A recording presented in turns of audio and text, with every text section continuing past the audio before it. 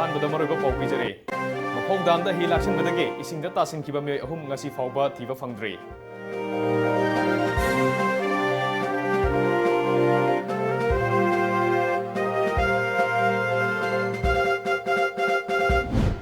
ꯑꯃꯗꯤ ꯌꯨꯝ ꯄꯥꯜꯂꯕ ꯅꯨꯄꯥ ꯅꯨꯄꯤ ꯑꯔꯣꯟꯕ ꯃꯔꯤ ꯊꯝꯕꯗ ꯅꯨꯄꯥ ꯈꯛꯇꯗ ꯆꯩꯔꯥꯛ ꯄꯤꯕ ꯌꯥꯅꯤꯡꯗꯦ ꯍꯥꯏꯅ ꯅꯨꯄꯤ ꯁꯃꯥꯖꯀꯤ ꯄ꯭ꯔꯁꯤꯗꯦꯟꯠ ꯇꯦꯖ ꯔꯃꯅꯤꯅ ꯍꯥꯏꯈ꯭ꯔꯦ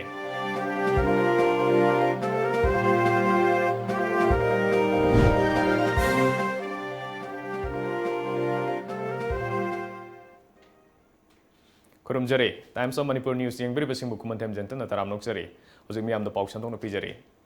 ꯍꯧꯈꯤꯕ ꯑꯦꯄ꯭ꯔꯤꯜ 19ꯒꯤ ꯅꯨꯡꯊꯤꯜ ꯄꯨꯡ 4 ꯇꯥꯔꯛꯄ ꯑꯗꯨꯋꯥꯏꯗ ꯈꯪꯍꯧꯗꯅ ꯁꯤꯠꯈꯤꯕ ꯑꯀꯟꯕ ꯅꯣꯡꯂꯩ ꯅꯨꯡꯁꯤꯠꯅ ꯃꯔꯝ ꯑꯣꯏꯔꯒ ꯃꯐꯧ ꯗꯥꯝꯗ ꯍꯤ ꯂꯥꯛꯁꯤꯟꯈꯤꯕꯗꯒꯤ ꯏꯁꯤꯡꯗ ꯇꯥꯁꯤꯟꯈꯤꯕ ꯂꯝ ꯀꯣꯏꯕ ꯂꯥꯛꯈꯤꯕ ꯃꯤꯑꯣꯏ 3 ꯉꯁꯤꯁꯨ ꯊꯤꯕ ꯐꯪꯗ꯭ꯔꯤ ꯉꯁꯤ ꯅꯨꯃꯤꯠ 5ꯅꯤ ꯁꯨꯔꯛꯂꯕ ꯐꯥꯎꯕ ꯅꯦꯚꯤ ꯇꯤꯝ ꯌꯥꯎꯅ SDRF, NDRF ꯑꯃꯗꯤ ꯐꯥꯌꯔ ꯁꯥꯔꯚꯤꯁꯀꯤ ꯀꯥꯡꯕꯨꯅ ꯀꯟꯅ ꯊꯤꯕ ꯍꯨꯝꯕꯒꯤ ꯊꯕꯛ ꯆꯠꯊꯔꯤ ꯊꯧꯗꯣꯛ ꯑꯗꯨꯗ ꯇꯣꯉꯥꯟ-ꯇꯣꯉꯥꯟꯕ ꯄꯣꯂꯤꯇꯤꯀꯦꯜ ꯂꯤꯗꯔ ꯀꯌꯥ ꯂꯥꯛꯇꯨꯅ ꯑꯋꯥꯕ ꯅꯨꯡꯉꯥꯏꯇꯕ ꯐꯣꯡꯗꯣꯛꯅꯔꯤ ꯏꯁꯤꯡꯁꯤꯒꯤ ꯄꯨꯕꯤꯔꯤꯕ ꯏꯕꯨꯙꯧ ꯋꯥꯡꯕ꯭ꯔꯦꯟ ꯑꯗꯒꯤ ꯏꯔꯥꯏ ꯂꯩꯃ ꯏꯔꯩꯃ ꯍꯥꯏꯅ ꯈꯪꯅꯔꯤꯕ ꯏꯃꯥꯁꯤꯒꯤ ꯃꯐꯝꯗ ꯑꯩꯈꯣꯏꯅ ꯈꯌꯣꯝ ꯄꯔꯩꯁꯤ ꯑꯉꯥꯡ 3ꯃꯛꯀꯤ ꯈꯌꯣꯝ ꯑꯃꯃꯝ ꯇꯝꯕ ꯂꯥꯛꯄꯅꯤ ꯈꯌꯣꯝ ꯑꯃꯃꯝꯁꯤ ꯄꯤꯔꯦ ꯍꯥꯏꯔꯦꯔꯒ ꯉꯥꯅꯨꯁꯤꯒ ꯑꯣꯔꯥ ꯑꯣꯁꯤꯟ ꯑꯣꯏꯅ ꯏꯁꯤꯡꯁꯤꯗ ꯁꯤꯜꯂꯦ ꯍꯥꯏꯔꯦꯔꯒ ꯏꯆꯥ 3ꯁꯤꯒꯤ ꯇꯥꯏꯕꯪ ꯁꯃꯨ ꯍꯛꯆꯥꯡꯁꯤ ꯊꯋꯥꯏ ꯌꯥꯎꯗ꯭ꯔꯒꯁꯨ ꯃꯥꯂꯦꯝꯁꯤꯗ ꯊꯣꯛꯂꯛꯇꯅ ꯂꯥꯏꯖꯦ ꯏꯁꯤꯡꯁꯤꯗꯒꯤ ꯊꯣꯛꯂꯛꯇꯅ ꯏꯆꯥ 3ꯁꯤꯒꯤ ꯁꯃꯨ ꯍꯛꯆꯥꯡꯁꯤ ꯇꯥꯏꯕꯪ ꯃꯄꯥ ꯃꯃꯥ ꯑꯣꯏꯕꯁꯤꯡꯁꯤꯗ ꯐꯪꯗꯅ ꯑꯩꯈꯣꯏ ꯃꯤꯌꯥꯝꯅ ꯃꯈꯣꯏꯕꯨ ꯈꯧꯔꯥꯡꯅ ꯉꯥꯏꯔꯤꯕꯁꯤ ꯇꯥꯏꯕꯪꯄꯥꯟꯗ ꯐꯪꯅꯅꯕ ꯍꯥꯏꯅ ꯂꯥꯏꯒꯤ ꯁꯤꯟꯊꯥꯁꯦ ꯄꯥꯡꯕ ꯂꯥꯛꯄꯅꯤ ꯂꯣꯛꯇꯥꯛꯇꯁꯨ ꯁꯤꯈ꯭ꯔꯦ ꯁꯤꯡꯗꯥꯗ ꯁꯤꯈ꯭ꯔꯦ ꯂꯥꯀꯣꯏ ꯄꯥꯠꯇ ꯁꯤꯈ꯭ꯔꯦ ꯑꯗꯨꯗꯒꯤ ꯊꯧꯕ ꯑꯩꯈꯣꯏꯒꯤ ꯈꯨꯒꯥ ꯃꯜꯇꯤꯄꯔꯄꯁ ꯄ꯭ꯔꯣꯖꯦꯛꯀꯤ ꯋꯥꯇꯔ ꯕꯣꯗꯤꯗꯁꯨ ꯁꯤꯈ꯭ꯔꯦ ꯍꯟꯗꯛꯅ ꯊꯧꯕꯥꯡꯒꯤꯁꯤꯅ ꯃꯁꯤꯅꯗꯤ ꯑꯔꯣꯏꯕ ꯑꯣꯏꯔꯁꯨꯅꯨ ꯀꯣ ꯑꯔꯣꯏꯕꯗꯤ ꯈꯨꯗꯣꯡꯊꯤꯕ ꯊꯣꯛꯄꯁꯦ In any case, everyone knows that Siva Mangani Bau Pangdava Idunadi survival question does not at all arise. I did the Kudakta Kalabunathanadi Adubu important already as I my dead bodies in recover to work. Adugamui Mai Matasing, Yung Manungi Kaina, at least my last rightness in Maduni Kunasu Pami. But will not spare any effort call. All the available equipment we have low mukti adam toguni tawshi ko adu de that machine mo pen na ba kanta say the kogi kanogi honorable MLA Govindasu my the family kano man relative mam sound to say the park to the kotna kan sumasu personal level honori ko saite su dum hono be abu honagan moibo lekai sigi park kangbu da ina kan khat pai wa pham dinate aside hena chawba government yarani haiba port oiraga su cyclone dubula ali adum lupkhini adubu aside hena phaba safety oiba port ti to hanini honorable CM na sungarang mak lautho amai masidi yaroi safety oide asi tobi ganu haibagi wafam amsu mayam khangbire aduna masina taba ngasidagi masina taba port safety oiba expert singna piba port amadi pigani ko aduna masi local da akoina safety oi de khangdaba port ama heta sajale ising da khara taw ya na heta toba port simadi ngasi sigi akoigi paumi singi khuthang sida lamda masida lebiri ba ichini naw khuding makna pak po dan tobiri sing sina safety oiba mioi bagi adagi asina thokpa ya ba boat sing si tobiganu ado government side tegi masidi permit lete praja sing sigi yenga kari tawsigi adu akhoisu mateng tawjage praja na su sarkar na piri ba guideline si kitang inna bam tang hotna bi o se sum tamjal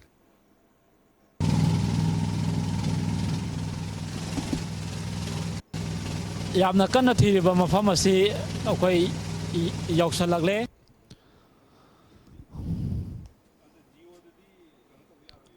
thibagi akhoi ꯊꯕꯛ ꯆꯠꯊꯔꯤꯕꯒꯤ ꯁꯛꯇꯝꯅꯤ ꯍꯥꯏꯔꯤꯕ ꯃꯐꯝ ꯑꯁꯤ ꯁꯤ round ꯑꯃ ꯀꯣꯏꯔꯒ ꯑꯩꯈꯣꯏ ꯊꯤꯔꯤꯕ ꯑꯁꯤ ꯃꯔꯨꯑꯣꯏꯅ ꯑꯩꯈꯣꯏꯒꯤ ꯅꯦꯚꯤꯒꯤ ꯄꯥꯔꯁꯣꯅꯦꯜꯁꯤꯡꯅ ꯑꯩꯈꯣꯏꯒꯤ ꯏꯁꯤꯡꯒꯤ ꯂꯩꯈꯥꯗ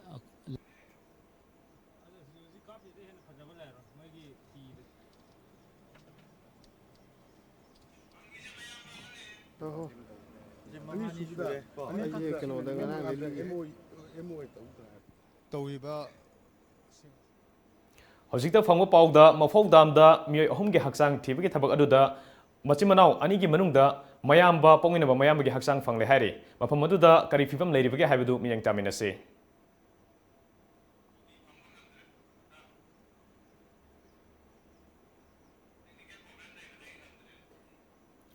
ꯍꯧꯖꯤꯛ ꯃꯐꯝꯗꯨꯗ ꯂꯩꯔꯤꯕ ꯑꯩꯈꯣꯏꯒꯤ ꯐꯤꯕꯝ ꯑꯗꯨ ꯇꯦꯛꯅꯤꯀꯦꯜꯒꯤ ꯄ꯭ꯔꯣꯕ꯭ꯂꯦꯝ ꯈꯤꯇꯪ ꯂꯩꯕꯅ ꯃꯤꯌꯥꯝꯗ ꯎꯠꯆꯕ ꯉꯝꯗ꯭ꯔꯦ ꯃꯈꯥ ꯇꯥꯕ ꯄꯥꯎ ꯄꯤꯖꯔꯤ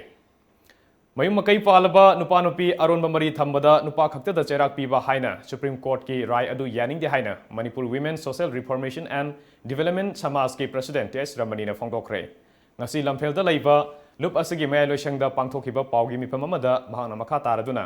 ꯃꯁꯤꯅ ꯃꯔꯝ ꯑꯣꯏꯔꯒ ꯂꯝꯗꯝ ꯑꯁꯤꯗ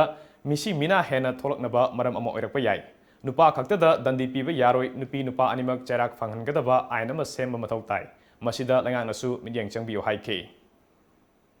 नुपीना मवा ngangnaba नुपाना मवा ngangnaba matu ngangnaba nupi nupa anigi wathokta mi sindariba nanariba se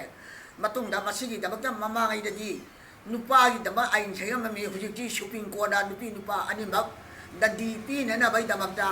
ain shenbiyo athuba matamda manipur government su athuba matamda yengjalaga athuba matamda tahogdadi misi mina thwa ije masidai henjalakini aduna henjalakringa da athuba matamda masigi si kalhauji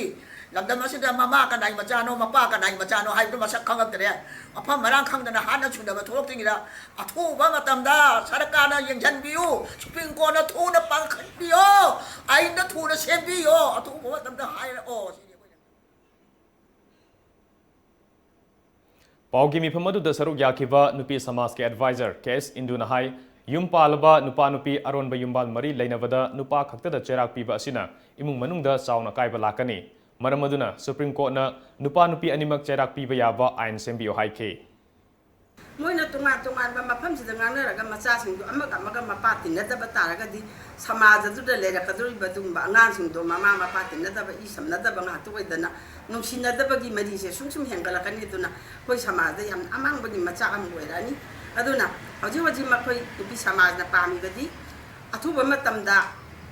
koigi hana nupa ngata piram nupa da ngata piram ba dandi se nupi ga so sakmanaba dandi piba pame adugumba yanana baidamta ai lama phajana simbiraga koigi lauthopiyo haiba aduga masida manipur sarkar na su yamna kan mami ama changchen biraga sungmaji thoktana ba ai la sida mating pangbiyo haiba adu karigumba masi ga kang pangthok taba taragadi akhoi gi di tongan ba asigumba thabaki thoktana bagi mi singja awareness tongna bagi koi nupi samaj ready da lei Green Biotech Solution Private Limited की मंगारक सुबह मपो Koeman theorem पांगथोक्रे ngasi lamsang lengamkul spinning mill road ta leiwa GV Eco Solution Private Limited की campus ta pangthokiba thoram aduda company asigi director Dr. Asem Sundari na hai kunai asigi amadi environment ki khalaga tungi mirol da thabak pinabagi pandam da company asi lingkhat khibani इसागी थबक तौजरम बाव थादोगा अखोइना society की दमकता then अखोइ environment की दमकता अखोइना खरा दमकतंग ओरसो अखोइना improve तौनबा अमसुंग मतेंग ओइनबगी दमकता अखोइना सिगी company असि हौदोक सरपने अखोइना green biotech eco solutions इना first bio fertilizer bio pesticide manufacturing company नि अखोइना एम्प्लॉयमेंट जनरेशन सु पीबा ngami isai tomna thawak pijabata natana अखोइना अतोप जनरेशन दसु लामना मही तमुरगा अतोप आउटसाइड चलगा लाइक तमुरगा मागी मही चाजगदबदो अखोइना केगुंबा सुमाइना सुगुंबा कंपनी मा अखोइना लिंकप तारबदि अखोइना सु अखोइगी न्यू जनरेशन मैम सिदजो अखोइना एम्प्लॉयमेंट जनरेशन तोबो ngamgane हाइबगी थाजबदा अखोइना अखोइगी कंपनी असि एस्टैब्लिश तौजबनी अमरोमदा थोरमदुदा सरुक याखिबा को डायरेक्टर गीता सोरेना lamdam asida bio fertilizers sing fanghanba khakta natana organic farming da mai onsilaknaba wakalonda sangsilakibani haike अखोगी ngami singi damukta yam afaba project amu so khoi green biotech na hujik jun july da launch to godabi ngai lere masigi project si kaino ne khogi central kaino gi central project ni national fishery development board ko nfdb hyderabad ta gi fangba project ni masina farmer sing da ngami sing da khogi kodong jab testing facility ma'am am pija gadori hybrid soil testing gi water quality management adoi ngasai gi hariba nga gi sid hai tare ko nga gi maru se marum je camp gi habadu gi adong testing to nga gi ꯀꯩꯅꯣꯒꯤ disease diagnosis ꯇꯧꯕꯒꯤ ꯑꯗꯨꯒꯤ ꯈꯨꯗꯣꯡꯆꯥꯕ ꯁꯕꯁꯤꯗꯥꯏꯁ ꯔꯦꯠꯇ ꯄꯤꯒꯗꯕ ꯑꯃ ꯈꯨꯗꯣꯡꯆꯥꯕ ꯑꯗꯨꯒꯨꯝꯕ ꯂꯩꯖꯔꯤ ꯑꯗꯨꯅ ꯃꯇꯨꯡ ꯇꯥꯅ ꯑꯩꯈꯣꯏꯅ ꯒ꯭ꯔꯤꯟ ꯕꯥꯏꯑꯣꯇꯦꯛꯅꯁꯨ ꯍꯥꯏꯗꯤ ꯃꯅꯤꯄꯨꯔꯒꯤ ꯂꯧꯎ ꯁꯤꯡꯎꯕꯒꯤ ꯇꯔꯝꯗ ꯍꯥꯏꯗꯤ ꯑꯦꯂꯥꯏꯠ ꯁꯦꯛꯇꯔꯗ ꯂꯩꯔꯤꯕꯁꯤꯡꯒ ꯍꯥꯏꯕꯗꯤ ꯍꯦꯟꯅ ꯆꯥꯎꯈꯠꯄ ꯑꯣꯏꯅꯕꯀꯣ ꯍꯦꯟꯅ ꯏꯟꯀꯝ ꯖꯦꯅꯦꯔꯦꯠ ꯇꯧꯕ ꯑꯐꯕ ꯈꯜ ꯀꯥꯏꯗꯅ ꯑꯣꯔꯒꯥꯅꯤꯛ ꯋꯦꯗ ꯑꯣꯔꯒꯥꯅꯤꯛꯀꯤ ꯐꯥꯔꯃꯤꯡ ꯂꯣꯝꯗ ꯃꯥꯏ ꯆꯪꯁꯤꯟꯅꯕꯒꯤꯗꯃꯛꯇ ꯑꯗꯨꯃꯥꯏꯅ ꯍꯣꯠꯅꯃꯤꯟꯅꯁꯤ ꯍꯥꯏꯕꯁꯤ ꯊꯝꯖꯒꯦ ꯍꯧꯈꯤꯕ ꯃꯥꯔꯆ 23ꯗꯒꯤ ꯍꯧꯗꯨꯅ north central zone culture centre ꯑꯦꯂꯥꯍꯕꯥꯗꯀꯤ ꯃꯈꯥꯗ ꯖꯤꯔꯤꯕꯥꯝꯒꯤ ꯏꯅꯨꯡꯉꯥꯟꯕꯤ ꯃꯅꯤꯄꯨꯔꯤ ꯗꯥꯟꯁ ꯑꯦꯀꯥꯗꯃꯤ IMDA ꯖꯤꯔꯤꯕꯥꯝꯅ ꯁꯤꯟꯗꯨꯅ ꯅꯨꯃꯤꯠ 30ꯅꯤ ꯆꯨꯞꯅ ꯆꯠꯊꯔꯛꯈꯤꯕ 30 days workshop cum production of Basanta Ras ngarang Jiribamge Kalimai Mandopta loisinkhre loisinbigi thoram asida A Biren Singh ex minister S Santi Devi chairperson JMC Jiribam amadi M Brajakanta Singh AG SA Jiribam M Kamini Singh Rasguru Jawaharlal Nehru Manipur Dance Academy Imphal Saitabal Singh Punguru JNMDA Imphal na chief guest president amadi guest of honor oike thoram asi hogdokpoina chief guest president amadi guest of honor na maira sukhatki thoram asigi sorok ama oina Jawaharlal Nehru Manipur Dance Academy Imphal na pungi oina 3 years diploma course 2019 da Guru Gulapi Gold Medal Award Laura Khrava Maisnam Pari Maitaibu taram okay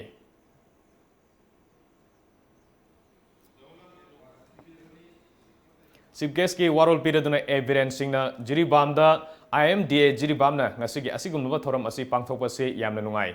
masida IMDA Jiribam na lokhaliba thogdang kaya asi Jiribam gi oinadi yamna sauthokseningai ni makhata na su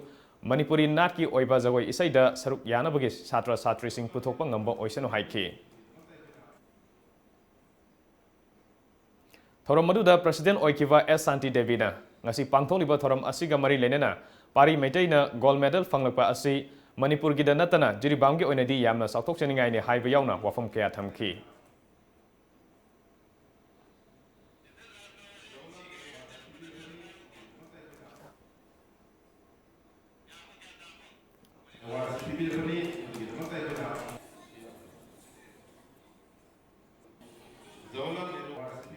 Sadong da sathariba mi kanbagi thabak aduda hojik haksang ama phangkhibaga loinana mafam aduda kari phibam leiribage haibado khoi pun amuk miyang taminase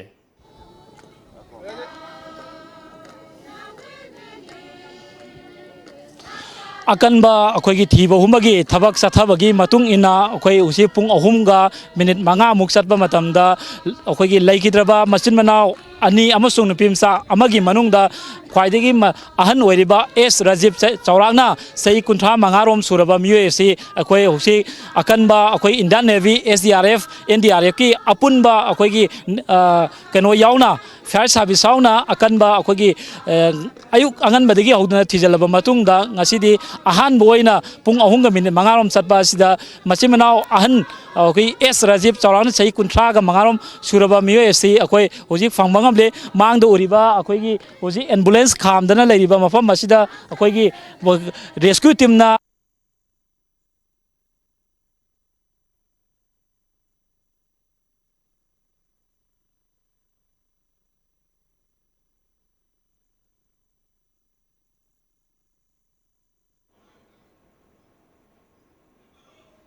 Lain ngaitabana maram oiraga hoje koi pau khongno bisi khitang awab oire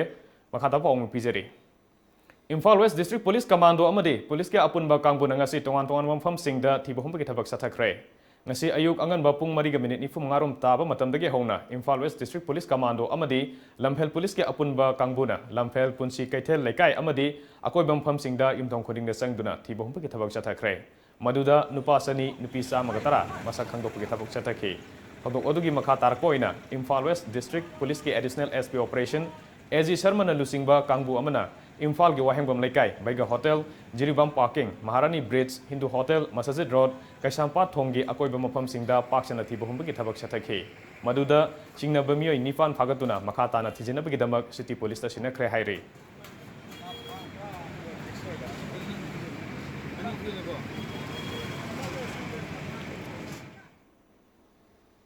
Hojik paugi maraktan atenba bre matang logjere Yoga teacher jobs in Delhi for freshers. Sri Krishna Classical Yoga Group of India, New Delhi, headquartered agi tholokpa cherol amagi matung inna North East ki oina yoga teacher humfu selection khanjagani maru oina India gi mapanda chetpagi khudong chaba pizagani job ki mafam na Delhi amadi UP dani saruk yabining ba singna अथुबा मतमदा online resume biodata थाबिरउ अखोगी contact number 9810993987 email birlayogaolympics@yahoo.com interview place classic hotel Imphal Missing person.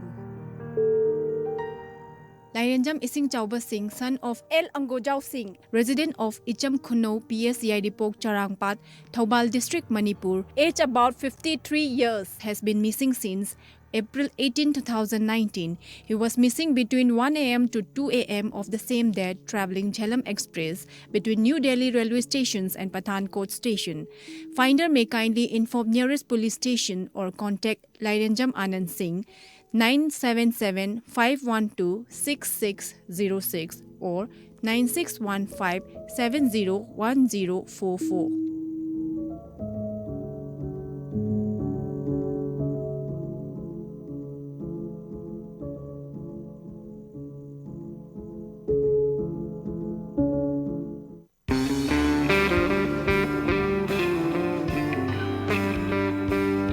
Well, this is true.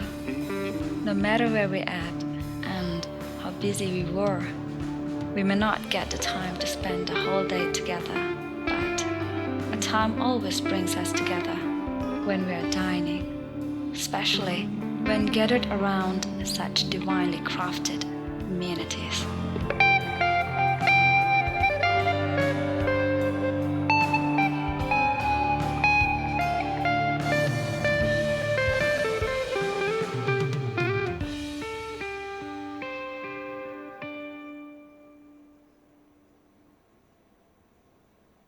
Break matung da taram nokchari hoji makha tapa pawda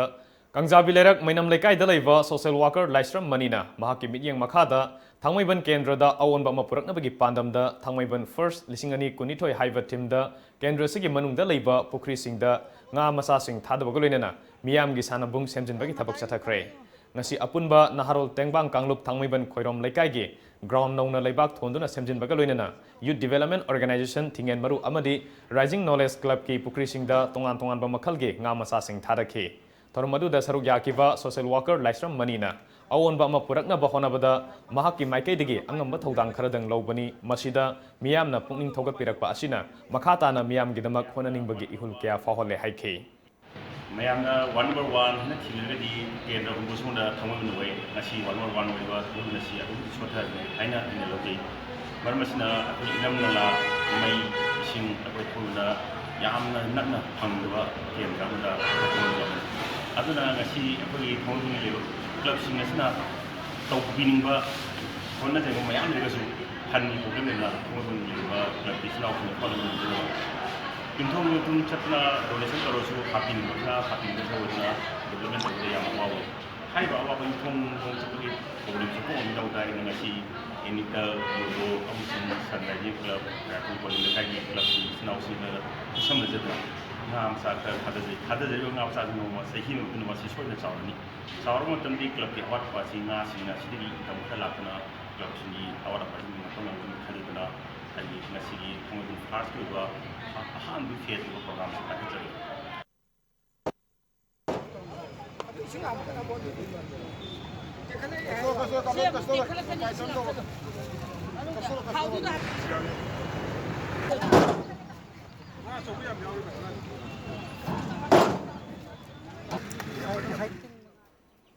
Hojik sadongda thihumba thabak chathriba du akoi hojik line amuk kitang phangba loinena mafamdu da leiriba akoi gi pawmi dagi makha taba pawmuk yangminasi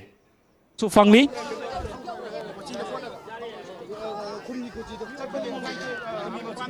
kungi sali ko kungi oiba rescue team ama khangna mafam asida akoigi leiriba akoigi mafam sidagi chaurangna half kilometer rom salaba matungda makoigi oiba kungi oiba akoigi kochi haidare ising manungda thadaraga akoi chingba yaba kulai ama khangna chingba matamda hariba hi holiba kulasigi miyoi ama khangna kaigumba khara panmagi mawong ama kha uba fangbadagi hariba policy yamna chingnaningai oiba yengbadagi akoigi mafam asida rescue akoi tijin numjin tawram matungda hariba Draba Machimanao Asigi ꯂꯩꯈꯤꯗ꯭ꯔꯕ ꯃꯆꯤꯟ ꯃꯅꯥꯎ ꯑꯍꯨꯝ ꯑꯁꯤꯒꯤ ꯑꯅꯤꯁꯤꯒꯤ ꯃꯅꯨꯡꯗ ꯈ꯭ꯋꯥꯏꯗꯒꯤ ꯑꯍꯜ ꯑꯣꯏꯔꯤꯕ ꯑꯦꯁ ꯔꯥꯖꯤꯕ ꯆꯥꯎꯔꯥꯛꯅ ꯆꯍꯤ 35 ꯁꯨꯔꯕ ꯃꯤꯑꯣꯏ ꯑꯁꯤꯒꯤ ꯑꯁꯤꯕ ꯑꯩꯈꯣꯏꯒꯤ ꯂꯩꯈꯤꯗ꯭ꯔꯕ ꯍꯛꯆꯥꯡ ꯑꯁꯤ ꯍꯧꯖꯤꯛ ꯑꯩꯈꯣꯏꯅ ꯐꯪꯕ ꯉꯝꯂꯦ ꯃꯈꯥ ꯇꯥꯅ ꯍꯥꯏꯔꯤꯕ ꯂꯦꯝꯍꯧꯔꯤꯕ ꯑꯩꯈꯣꯏꯒꯤ ꯃꯥꯒꯤ ꯔꯥꯖꯤꯛꯀꯤ ꯃꯅꯥꯎꯅꯨꯄꯥ ꯑꯃꯁꯨꯡ ꯅꯨꯄꯤ ꯃꯆꯥ ꯑꯃꯒꯤ ꯍꯛꯆꯥꯡꯁꯤꯡ ꯐꯪꯅꯅꯕ ꯑꯩꯈꯣꯏ ꯃꯥꯡꯗ ꯎꯔꯤꯕ ꯑꯩꯈꯣꯏꯒꯤ ꯀꯩꯅꯣꯒꯤ ꯁꯔꯨꯛ ꯑꯁꯤꯗ ꯍꯧꯖꯤꯛ ꯊꯤꯕꯒꯤ ꯊꯕꯛ ꯀꯟꯅ ꯆꯠꯊꯔꯤ ꯑꯩꯒꯤ ꯌꯦꯠꯇ ꯂꯩꯔꯤꯕ ꯑꯦꯝꯕꯨꯂꯦꯟꯁꯇ ꯍꯧꯖꯤꯛ ꯂꯩꯈꯤꯗ꯭ꯔꯕ ꯑꯩꯈꯣꯏꯒꯤ ꯑꯦꯁ ꯔꯥꯖꯤꯕꯀꯤ ꯊꯋꯥꯏ ꯌꯥꯎꯗ꯭ꯔꯕ ꯍꯛꯆꯥꯡ ꯍꯧꯖꯤꯛ ꯐꯪꯕ ꯉꯝꯂꯦ ꯍꯥꯏꯔꯤꯕ ꯃꯐꯝ ꯑꯁꯤꯗ ꯇꯣꯉꯥꯟ ꯇꯣꯉꯥꯟꯕ ꯑꯩꯈꯣꯏꯒꯤ ꯂꯤꯗꯔꯁꯤꯡ ꯑꯩꯈꯣꯏꯒꯤ ꯙꯔꯃꯒꯤ ꯑꯣꯏꯕ ꯇꯣꯉꯥꯟ ꯇꯣꯉꯥꯟꯕ ꯂꯨꯞꯁꯤꯡ ꯌꯥꯎꯅ ꯍꯥꯏꯔꯤꯕ ꯃꯐꯝꯁꯤꯡ ꯑꯁꯤꯗ ꯂꯥꯛꯇꯨꯅ ꯙꯔꯃꯒꯤ ꯑꯣꯏꯕ ꯑꯩꯈꯣꯏꯒꯤ ꯄꯨꯖꯥ ꯑꯖꯥ ꯄꯨꯖꯥ ꯇꯧꯔꯕ ꯃꯇꯨꯡꯗ ꯑꯩꯈꯣꯏꯒꯤ ꯀꯌꯥ ꯑꯃꯁꯨ ꯇꯧꯔꯛꯈꯤ ꯇꯣꯉꯥꯟ ꯇꯣꯉꯥꯟꯕ ꯑꯩꯈꯣꯏꯒꯤ ꯄꯣꯂꯤꯇꯤꯀꯦꯜꯒꯤ ꯂꯤꯗꯔ ꯀꯌꯥ ꯑꯃꯁꯨ ꯃꯐꯝ ꯑꯁꯤꯗ ꯍꯧꯖꯤꯛ ꯂꯥꯛꯇꯨꯅ ꯂꯩꯔꯤ ꯂꯥꯏꯕꯛ ꯐꯕ ꯑꯃꯗꯤ ꯍꯥꯏꯔꯤꯕ ꯃꯐꯝ ꯑꯁꯤꯗ ꯉꯁꯤꯗꯒꯤꯅ ꯅꯨꯃꯤꯠ 5ꯅꯤ ꯐꯥꯎꯕꯒꯤ ꯃꯅꯨꯡ ꯁꯨꯖꯜꯂꯛꯂꯕ ꯑꯁꯤꯗ ꯑꯍꯥꯟꯕ ꯑꯣꯏꯅ ꯃꯆꯤꯟ ꯃꯅꯥꯎ ꯑꯅꯤꯒꯤ ꯃꯅꯨꯡꯗ ꯑꯍꯥꯟꯕ ꯐꯪꯕ ꯑꯁꯤꯃꯛ ꯃꯌꯥꯝ ꯑꯁꯤꯒꯤ ꯏꯟꯗꯤꯌꯥꯟ ꯅꯦꯚꯤꯒꯤ ꯃꯅꯤꯄꯨꯔ ꯁꯔꯀꯥꯔꯒꯤ ꯑꯃꯗꯤ ꯈꯨꯜ ꯑꯁꯤꯒꯤ ꯑꯃꯁꯨꯡ ꯇꯣꯉꯥꯟ ꯇꯣꯉꯥꯟꯕ ꯃꯌꯥꯝꯒꯤ ꯁꯄꯣꯔꯠꯅ ꯍꯧꯖꯤꯛꯇꯤ ꯂꯩꯈꯤꯗ꯭ꯔꯕꯒꯤ ꯍꯛꯆꯥꯡ ꯑꯃꯗꯤ ꯐꯪꯕ ꯉꯝꯂꯦ ꯍꯥꯏꯔꯤꯕ ꯍꯧꯖꯤꯛ ꯂꯩꯔꯤꯕ ꯐꯤꯕꯝ ꯑꯁꯤ ꯃꯤꯌꯥꯝ ꯃꯥꯡꯗ ꯑꯃꯨꯛꯇꯪ ꯑꯩꯈꯣꯏ ꯃꯤꯠꯌꯦꯡ ꯇꯥꯃꯤꯟꯅꯁꯤ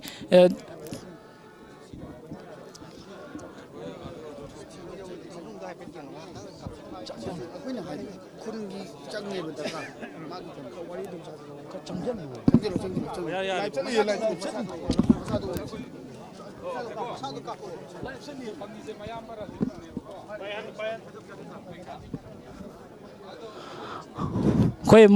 ꯃꯥꯡꯗ ꯑꯩꯈꯣꯏ ꯎꯔꯤꯕ ꯑꯁꯤ ꯑꯩꯈꯣꯏꯒꯤ ꯇꯣꯉꯥꯟꯕ ꯑꯇꯣꯞꯄ ꯑꯩꯈꯣꯏꯒꯤ ꯔꯦꯁꯀ꯭ꯌꯨꯒꯤ ꯇꯤꯝ ꯑꯩꯈꯣꯏ ꯑꯅꯗꯔ ꯑꯇꯣꯞꯄ ꯂꯦꯝꯍꯧꯔꯤꯕ ꯑꯩꯈꯣꯏꯒꯤ ꯇꯣꯉꯥꯟꯕ ꯂꯩꯈꯤꯗ꯭ꯔꯕ ꯍꯛꯆꯥꯡ ꯑꯍꯨꯝꯒꯤ ꯃꯅꯨꯡꯗ ꯑꯃ ꯐꯪꯈ꯭ꯔꯕ ꯃꯇꯨꯡ ꯑꯁꯤꯗ ꯂꯦꯝꯍꯧꯔꯤꯕ ꯍꯛꯆꯥꯡ ꯑꯅꯤ ꯑꯁꯤ ꯐꯪꯅꯅꯕꯒꯤꯗꯃꯛꯇ ꯊꯤꯕꯒꯤ ꯃꯈꯥ ꯇꯥꯅ ꯊꯤꯅꯅꯕꯒꯤꯗꯃꯛꯇ ꯇꯣꯉꯥꯟ ꯇꯣꯉꯥꯟꯕ ꯑꯩꯈꯣꯏꯒꯤ ꯅꯦꯚꯤꯒꯤ ꯇꯤꯝ ꯑꯗꯒꯤ ꯑꯩꯈꯣꯏꯒꯤ ꯂꯣꯀꯦꯜ ꯑꯁꯤꯒꯤ SDRFꯀꯤ NDRFꯀꯤ ꯑꯃꯗꯤ ꯐꯥꯌꯔ ꯁꯥꯔꯚꯤꯁꯀꯤ ꯀꯥꯡꯕꯨꯁꯤꯡ ꯑꯩꯈꯣꯏ ꯆꯪꯁꯤꯟꯕ ꯑꯩꯈꯣꯏ ꯍꯧꯖꯤꯛ ꯃꯤꯃꯥꯡꯗ ꯎꯔꯤ ꯍꯧꯖꯤꯛ ꯑꯩꯒꯤ ꯑꯣꯏ ꯊꯪꯕꯗ ꯑꯩꯈꯣꯏ ꯑꯦꯝꯕꯨꯂꯦꯟꯁ ꯑꯁꯤꯗ ꯊꯋꯥꯏ ꯌꯥꯎꯗ꯭ꯔꯕ ꯑꯩꯈꯣꯏ ꯑꯦꯁ ꯔꯥꯖꯤꯕꯀꯤ ꯍꯛꯆꯥꯡ ꯐꯪꯕ ꯉꯝꯂꯦ ꯃꯈꯥ ꯇꯥꯅ ꯑꯩꯈꯣꯏ ꯂꯦꯝꯍꯧꯔꯤꯕ ꯍꯛꯆꯥꯡ ꯑꯅꯤ ꯑꯁꯤ ꯐꯪꯅꯅꯕꯒꯤꯗꯃꯛꯇ ꯊꯤꯕꯒꯤ ꯊꯕꯛ ꯆꯠꯊꯔꯤ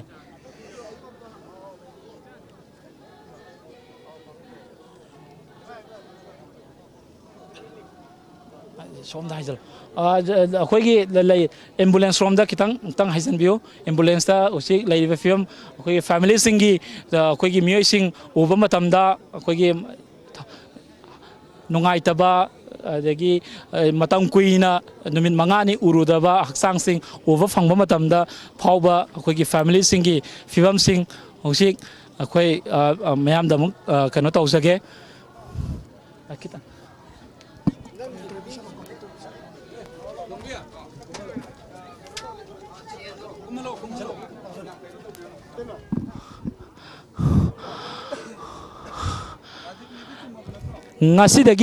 ngasiga thana numit 5ni suraba matam asida akhoi leptana akhoi thibagi thabak tongan ba pambai sijina duna akhoi hairiba mafam asida thibagi thabak satharakpani ngarang asi maruina ꯂꯩꯈꯤꯗ꯭ꯔꯕ ꯍꯛꯆꯥꯡ ꯑꯍꯨꯝ ꯑꯁꯤ ꯐꯪꯅꯅꯕꯒꯤꯗꯃꯛꯇ ꯑꯩꯈꯣꯏꯒꯤ ꯏꯟꯗꯤꯌꯥꯟ ꯑꯦꯌꯔ ꯐꯣꯔꯁꯀꯤ ꯑꯩꯈꯣꯏꯒꯤ ꯍꯦꯂꯤꯀꯣꯞꯇꯔ ꯐꯥꯎꯕ ꯁꯤꯖꯤꯟꯅꯗꯨꯅ ꯃꯐꯝ ꯑꯁꯤꯗ ꯂꯩꯈꯤꯗ꯭ꯔꯕ ꯍꯛꯆꯥꯡ ꯑꯍꯨꯝ ꯑꯁꯤꯒꯤ ꯐꯤꯕꯝꯁꯤꯡ ꯑꯁꯤ ꯑꯩꯈꯣꯏ ꯊꯦꯡꯅꯔꯛꯈꯤꯕꯅꯤ ꯏꯆꯦ ꯁꯣꯝꯅ ꯍꯧꯖꯤꯛꯇꯤ ꯏꯆꯦ ꯂꯩꯈꯤꯗ꯭ꯔꯕ ꯍꯛꯆꯥꯡ ꯑꯩꯈꯣꯏ ꯀꯩꯅꯣꯁꯤ ꯐꯪꯕ ꯍꯧꯔꯦ ꯂꯩꯈꯤꯗ꯭ꯔꯕ ꯔꯥꯖꯤꯛꯀꯤ ꯍꯛꯆꯥꯡ ꯐꯪꯉꯦ ꯄꯨꯛꯅꯤꯡꯗ ꯀꯔꯤ ꯀꯩꯅꯣ ꯎꯕ ꯃꯇꯝꯗ ꯀꯔꯤ ꯊꯋꯥꯏ ꯌꯥꯎꯗ꯭ꯔꯁꯨ ꯃꯁꯥꯁꯤ ꯎꯕꯗ ꯍꯛꯆꯥꯡ ꯍꯋꯥꯏꯁꯤ ꯈꯤꯇꯪꯗꯤ ꯍꯔꯥꯎꯋꯦ ꯑꯗꯨꯕꯨ ꯃꯅꯥꯎ ꯑꯅꯤ ꯂꯩꯍꯧꯕꯗꯣ ꯑꯗꯨꯗꯤ ꯀꯃꯥꯏꯅ ꯇꯧꯗꯣꯏꯅꯣ ꯈꯟꯕꯗ ꯋꯥꯈꯜꯁꯦ ꯂꯩꯇꯥꯐꯝ ꯈꯪꯗꯦꯕ ꯊꯋꯥꯏꯗꯨ ꯌꯥꯎꯅꯁꯨ ꯃꯁꯥꯁꯦ ꯐꯪꯉꯗꯤ ꯈꯤꯇꯪ ꯍꯔꯥꯎꯕ ꯑꯃ ꯐꯥꯎꯋꯦꯕ ꯏꯁꯥꯁꯤꯗ ꯃꯥꯏ ꯃꯊꯧ ꯃꯉꯝ ꯄꯥꯡꯊꯣꯛꯄ ꯉꯝꯃꯅꯤ ꯈꯟꯗꯅ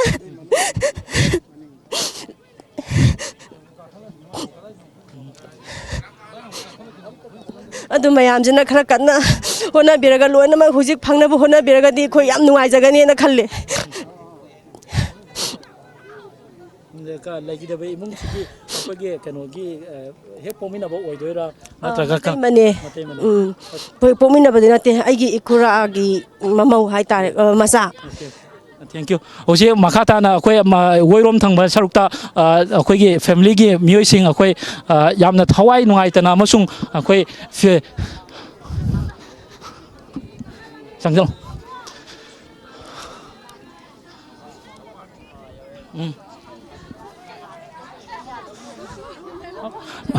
akoi gi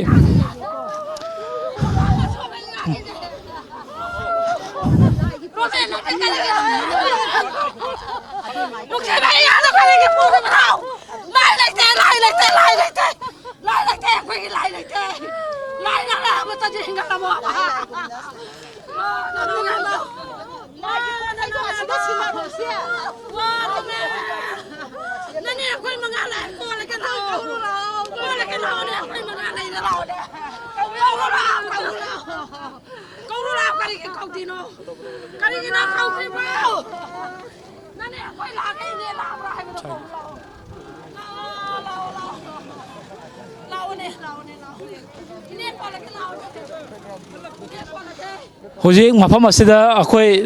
lagi raba haksang ahungi manungda ama fanglabada akoi gi ramrei gi hojik rescue toriba mafam asida laiba fibam sing asini akoi gi nakal amaromda akoi tongan tongan me mioi sing magi family sing mioi sing akoi gi lagi raba haksang phangba matamda asuki mating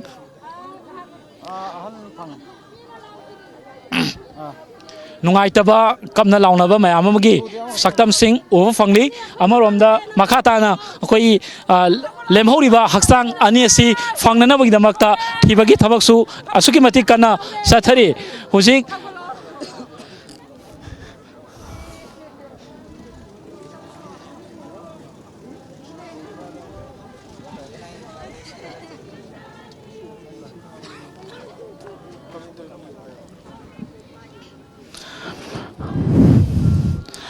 ngasidagi numit mangani gi mamangda akhoigi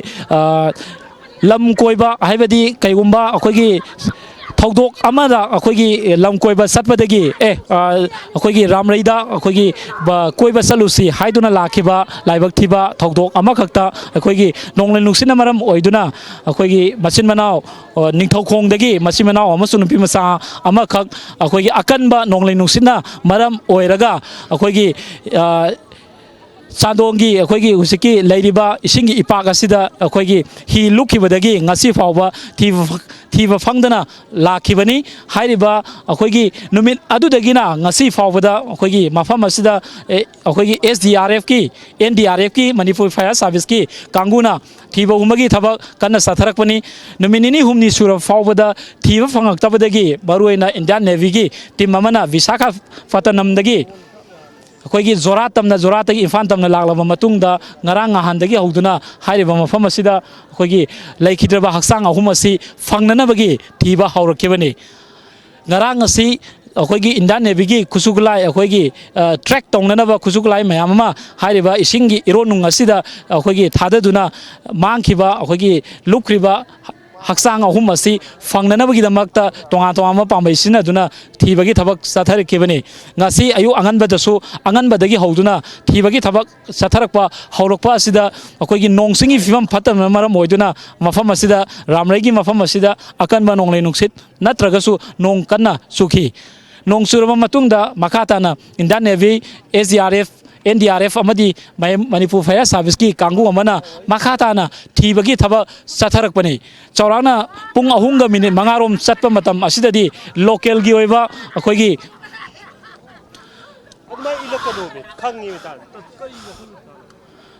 ma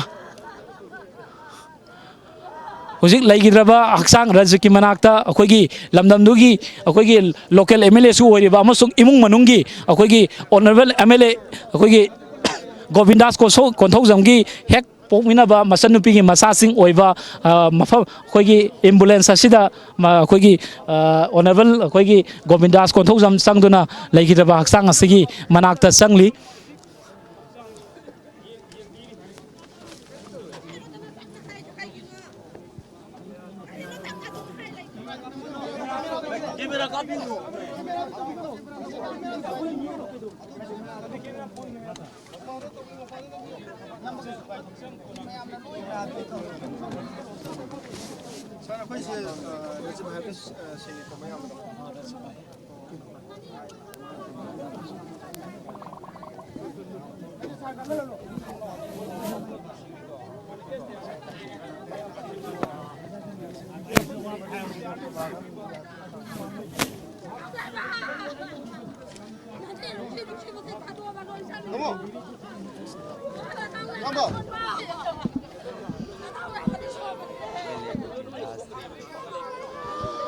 Ramrai kun ngasidi mikap mira khondana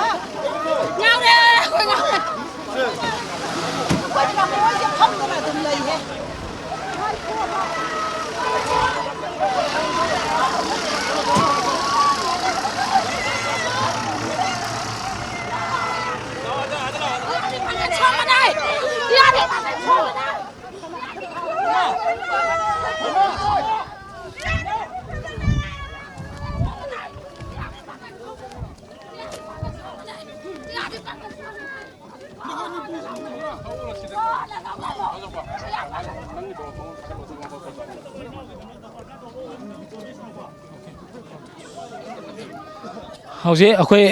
laikidraba haksang ase akoi postmortem tawna bidam postmortem tawna bidam akta koige ambulance ta haptuna punana sen sari marak asida imung koige khungi koige singna pratha kana tawri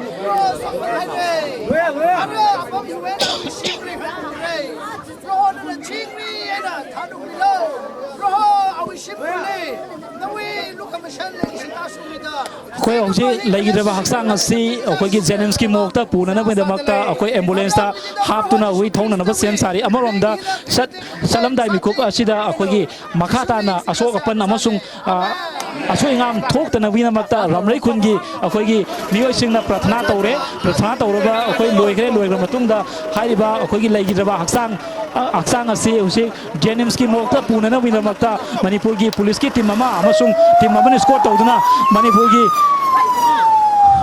ambulance amda husi khonga thaugribasi Jennings ki moktani haiba mafam asida ahan boina fangkiba akoigi S Rajiv ki thawai yaudaba haksang asi postmortem tawna bidamakta Jennings ki mokta koi husi pukre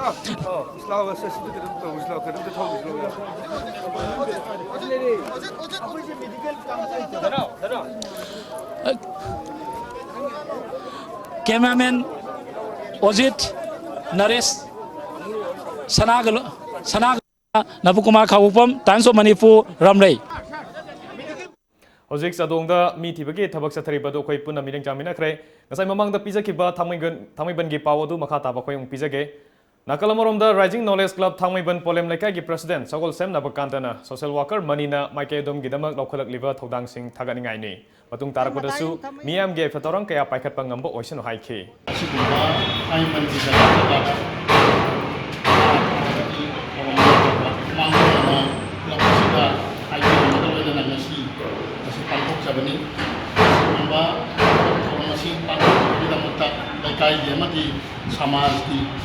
Yai panaba or Posida, Rising Knowledge Club, my lady,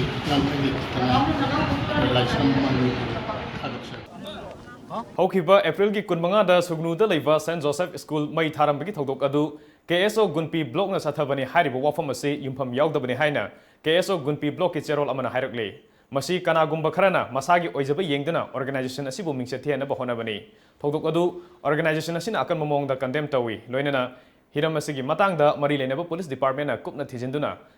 mai tharambagi thodok aduda senaba miyosing puthokpiyo amadi miyamnasu masida cooperation pibiyo hairakle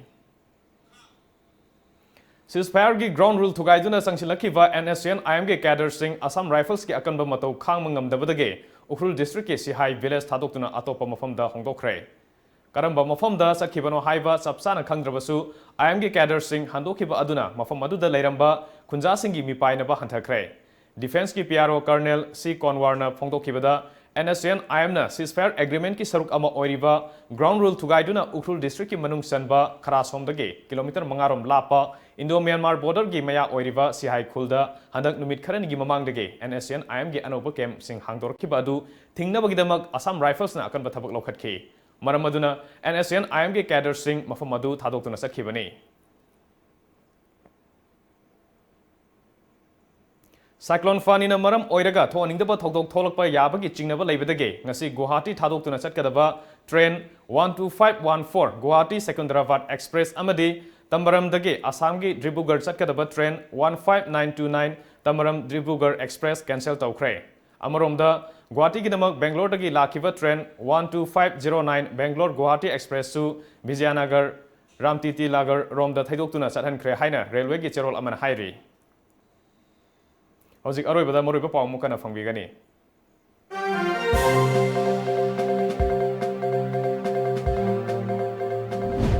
Mafau damda hi lakshin bedage ising da tasin kheba mi ahum gi manung da ama phangba ngamkhre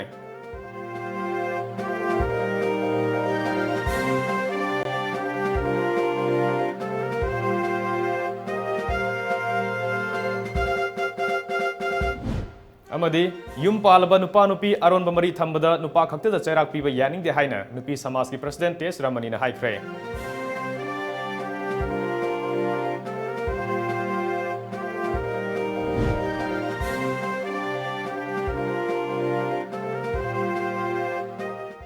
Hojiki oina di matang sida Manipuri Paulo jare Times of Manipur News yang biri basing amukana kuram jari